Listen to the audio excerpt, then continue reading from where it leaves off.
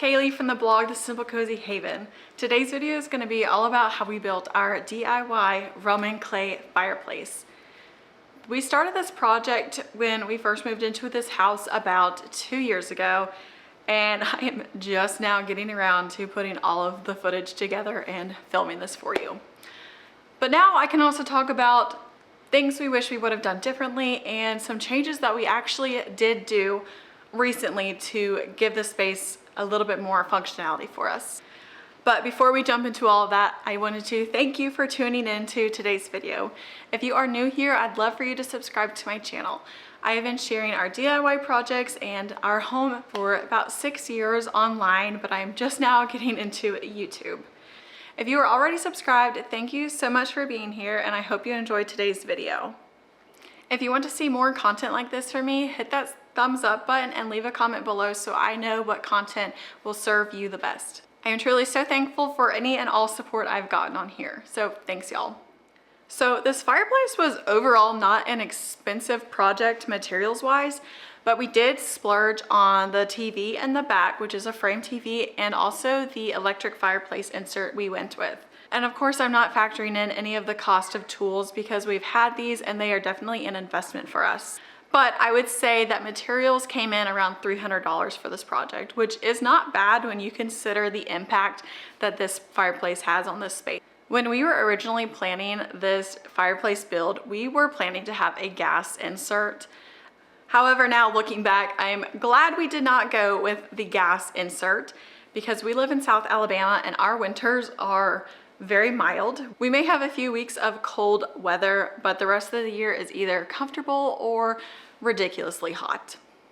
When we decided to go with an electric fireplace insert, I was very picky when looking at them because I didn't want one that looked fake. I didn't want it to just have a black screen that would turn on and you would have the fake flickering flames. There's nothing wrong with those, that just wasn't the look I wanted for our home. I eventually found the Dimplex Revillusion from Philip or Flop. We follow him on Instagram. We love his stuff, so go check him out. But he featured this fireplace, and when I saw it and my husband saw it, we were like, okay, that is the one. That's the one we're gonna do. And I'm so happy with that decision. So it doesn't have the black screen that the flames appear from. You'll see the herringbone brick panels along the back and real 3D logs. There is a reflective flame panel that produces realistic looking flames that look like they're actually coming in through the log, which I love. Even when the fireplace isn't on, it looks beautiful. What I love most about having the electric fireplace, especially for living in South Alabama, is we can turn on the flames but not have the heater on. This way we can create the ambiance even if we're still running the air conditioning. But if we would have gone with the gas fireplace, we would never really be able to turn it on except for a few weeks out of the year, which kind of seems pointless when you look at it from that point of view. So I love being able to create the ambiance. We added the frame TV and then we eventually added the frame along the back, and I think that helped elevate our living room even more. The frame TV sits flush on the fireplace so you don't see any cords or anything, and I love being able to have the art option for when we just want something pretty on the fireplace. All right, now for the fireplace build.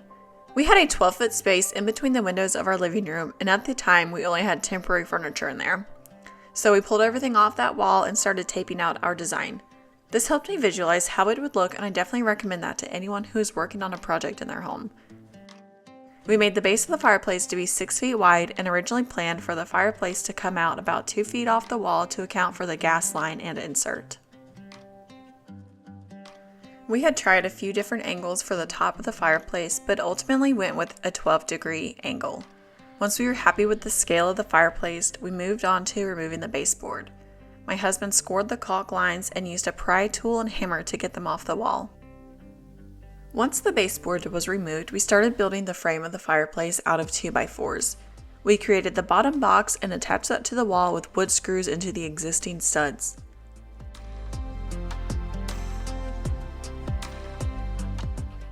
Then we started building up the sides of the fireplace, attaching the pieces of wood with screws at an angle.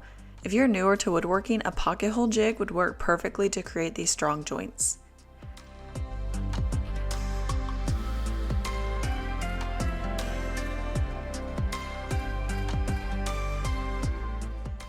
Robbie used a clamp to hold the upper box pieces together while he screwed everything together.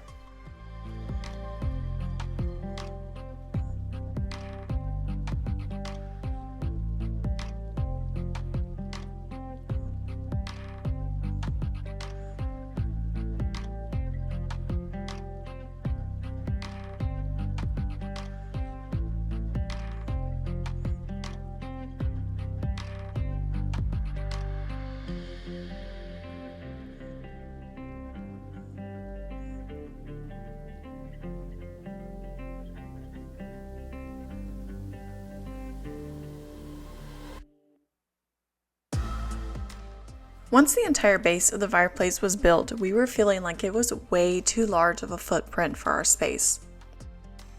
During this time, we did a lot of self-reflection on the gas insert and called the contractor who was going to tie in the gas lines. When he said it would be a few weeks out, we decided to pause on the project and start looking into some electric fireplace options.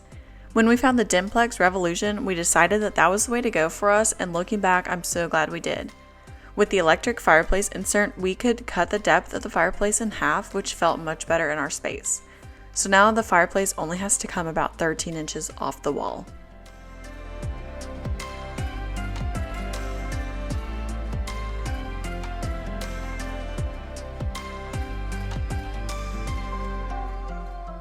When we were deciding how much we wanted the mantle to hang off the overall fireplace, we did a lot of back and forth. We ultimately only had a 4-inch deep mantle. However, this meant that I wasn't able to fit as many decorations on top because it was so shallow. So we ended up coming back this past August, about 2 months ago, and built the mantle out further. Now I'm able to put decorations on it, and I'm excited to be able to decorate it for the holidays this year. Now the mantle comes out about 8 inches overall.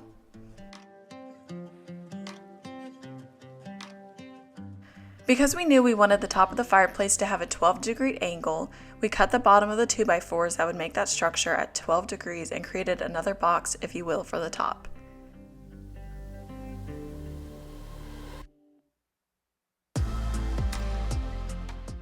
We found that building it on the ground was the easiest.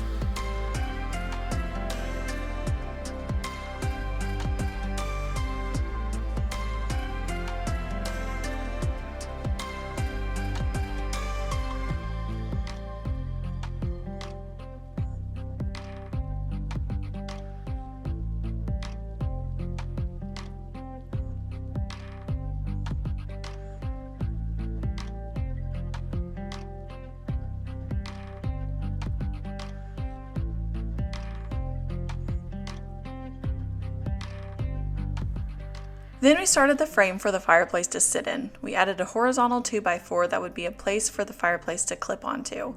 And then we worked on securing the structure more and building a base for the insert to sit on. We did a dry fit to make sure that everything was secure, and once it was, we moved on to adding studs in the upper box that would support the frame TV. Once that was finished, we secured the top box to the wall into the existing studs and screwed everything else together.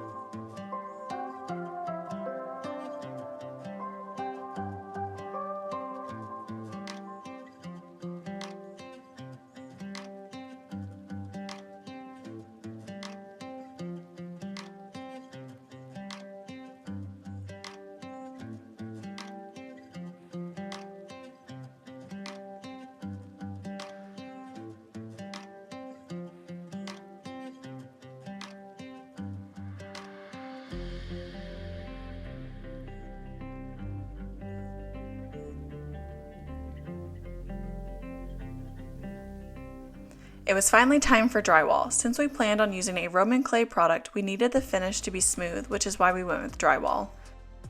You could absolutely use plywood sheets, but this was the most cost-effective way to get what we needed.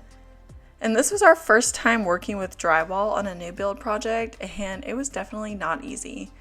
We ended up just mounting pieces onto the fireplace, attaching them with the drywall screws, and then scoring the drywall with a knife to get the exact shape we needed. We worked piece by piece, and it was slow and painful and made a huge mess, but it eventually came together.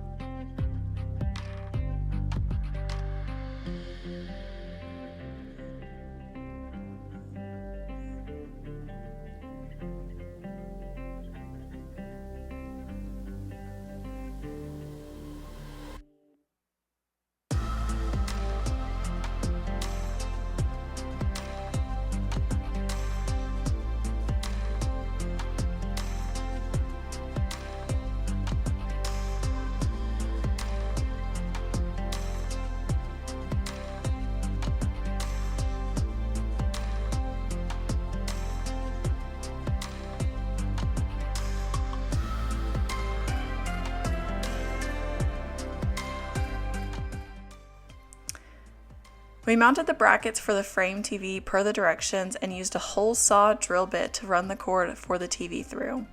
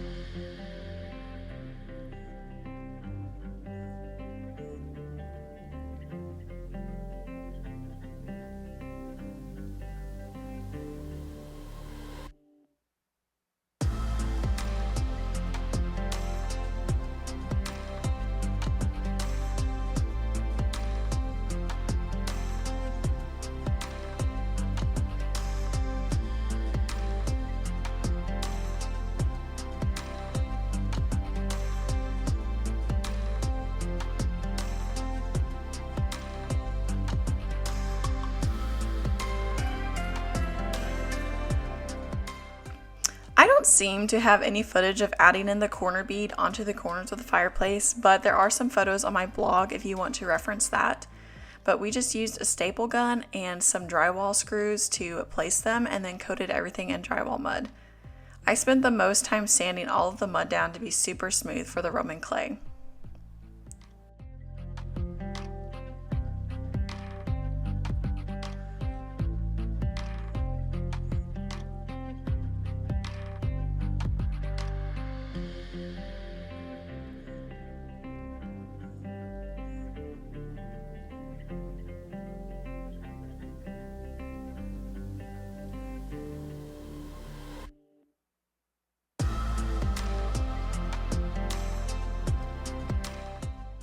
We ended up adding some crown molding underneath the mantle, which looks so good in my opinion. It helped bring a touch of traditional style to the fireplace.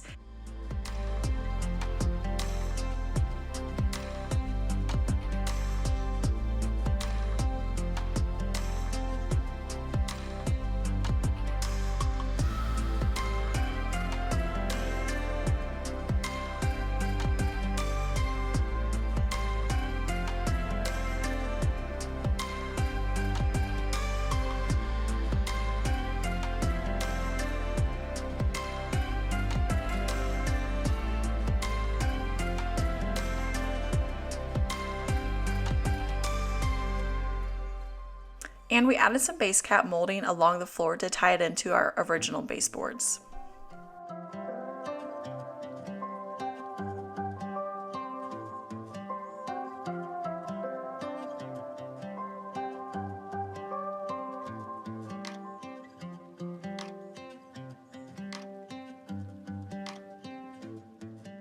One of our biggest questions before we started this build was how are we going to be able to access any of the electronics that we put behind the fireplace?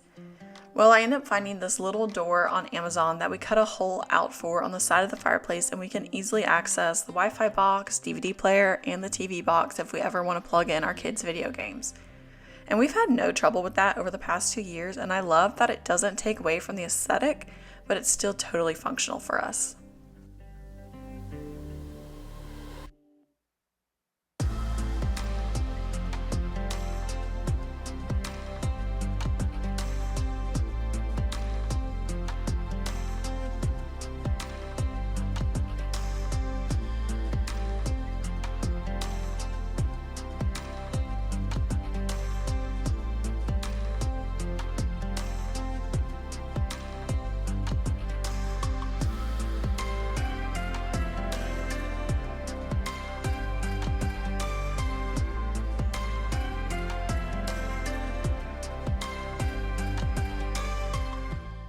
Once everything else was finished, we caulked the crown molding under the mantle, filled the nail holes, and caulked the drywall fireplace to the wall.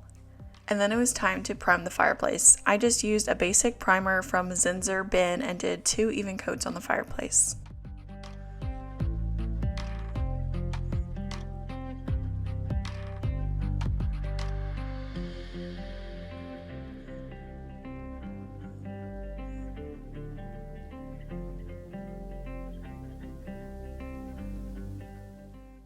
A few days later, it was time to apply the Roman clay. I bought a gallon from Portola paints, and I'm happy with the product and how it's held up over these past years. I went with the color Patagonia, and it is the perfect lightish mushroom color, and I think it pairs perfectly with our home. I used 2 different plastic putty knives and worked my way around the fireplace trying to keep a wet working line. I had watched a ton of videos and tutorials on how to do this, and I basically just copied what they did with creating X patterns on the fireplace, but I would also add in some little swoops and curls to keep the texture nice and organic.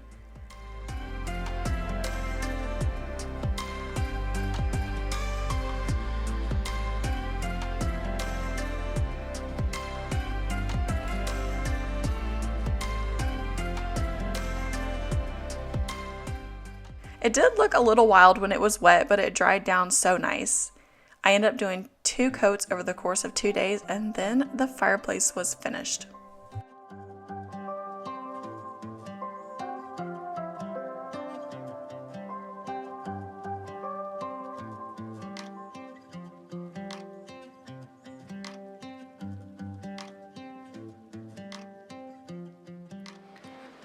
Alright, so that wraps up today's video. Thank you so much for watching, and I do hope that you enjoyed it, or if you are looking for a fireplace build, that this kind of gave you a step-by-step tutorial on how to create one. I do have a blog post all about this that I will leave linked below.